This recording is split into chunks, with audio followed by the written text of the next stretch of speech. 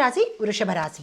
ఈ రాశి వారికి ఈ పంచగ్రహ కూటమి యోగం సమయంలో వీరికి ఎలా ఉంది అంటే కనుక మకర రాశిలో మీకు 9వ భావంలో ఏర్పడిందనమాట.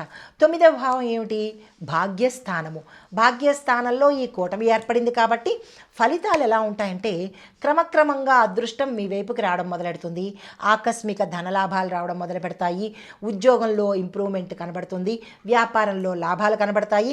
గురువులు పెద్దల యొక్క ఆశీస్సులు మీకు ఈ సమయానికి అందుబాటులోకి వస్తాయి. దాంతోపాటు విదేశీ అవకాశాలు, ఇన్నాళ్ళుగా మీరు అనుకుంటున్నది మాకు అవ్వడం లేదు, విదేశాలు వెళ్ళాలనుంది, చదువు నిమిత్తంగా కానీ ఉద్యోగ నిమిత్తంగా కానీ లేదా అక్కడ సెటిల్ అవ్వడానికి కానీ, ఇలా మీరు ఏదైతే అనుకుంటారో ఈ సమయంలో మీకు అది తీరే అవకాశం కనబడుతుంది. తరువాత ఆధ్యాత్మికం మీద మీకు దృష్టి బాగా పెరుగుతుందనమాట. గతంలో దేవుడు లేడు, అది లేదు, ఇది లేదు అని పూజలు చేయకపోవడం కానీ, ఇలా దేవాలయాలకు వెళ్ళకపోవడం కానీ, ఇలాంటి మనస్తత్వం ఉన్న వాళ్ళకి ఈ సమయంలో తప్పనిసరిగా ఆధ్యాత్మికం మీదకి మనసు మళ్ళుతుందనమాట. తర్వాత పితృ సంబంధిత వ్యవహారాలు కొంత సర్దుబాటు అవుతాయి. అంటే పితృ సంబంధిత సంబంధాలు అంటే కనుక తండ్రి గారి వైపు నుంచి ఒక పరంగా చెప్పచ్చు. పితృదోషాలు ఏవైనా ఉంటే కనుక అవి సద్దుమణిగే అవకాశం కనబడుతుంది.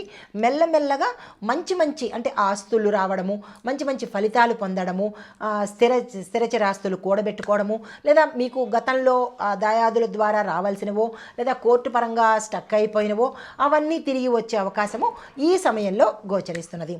అయితే మీరు ఎక్కడ జాగ్రత్త తీసుకోవాలి అంటే కనుక ఆలస్యం చేయవద్దు. ఏ పని పోస్ట్ పోన్ చేయడం కానీ, ఆలస్యం చేయడం కానీ, బద్ధకంతో ఉండడం కానీ మానుకోవాలి. ఇక రెండవది ఏంటంటే కనుక మరి దీనికి పరిహారాలు ఏమిటున్నాయి అంటే గురువారం రోజు, అంటే మనకి ఈ సమయంలో ఈ యోగం ఉన్నంత వరకు ప్రతి గురువారం గుర్తుపెట్టుకొని పసుపుని దానం చేయడంతో పాటు పసుపు వస్త్రాన్ని కానీ, పసుపు సంబంధిత వస్తువులను కానీ, పండు కావచ్చు, పువ్వులు కావచ్చు, ఏదైనా దానంగా ఇచ్చుకున్నట్టయితే ప్రతి గురువారము గుర్తుపెట్టుకుని చేసినట్టయితే కనుక ఈ యొక్క ఫలితాలు ఇంకా ఎక్కువ అయ్యే అవకాశం ఉంది.